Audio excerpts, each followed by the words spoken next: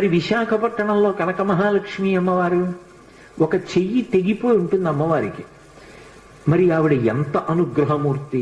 అసలు ఈ మార్గశీర్ష మాసంలో విశాఖపట్నంలో కనక మహాలక్ష్మి అమ్మవారి యొక్క దేవస్థానం ఇసకేస్తే రాలదు, అంతటి అనుగ్రహప్రదాయిని.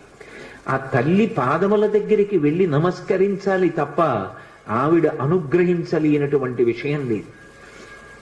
ఈ మధ్య కాకినాడలో నాకు అత్యంత ప్రాణ సమానమైనటువంటి మిత్రుడు, అతన్ని గుండె ఆపరేషన్ చేయడానికి థియేటర్లోకి తీసుకెళ్లారు అని చెప్పి డాక్టర్ గారు నాకు నా ఫోన్కి మెసేజ్ పెడితే, ఆయన్ని రక్షించుకోవడం నా చేతిలో ఉంటుందా? ఆ పరదేవత రక్షించాలి. పసుపు నీళ్లతో కనక మహాలక్ష్మి అమ్మవారికి అభిషేకం చేశా సమయంలో. తిరిగి వచ్చాను, శుభవార్త విన్నాను. ఆ తల్లి గొప్ప అనుగ్రహప్రదాయిని. ఆ తల్లి ఏమివ్వలేదు, ఏదైనా ఇస్తుంది.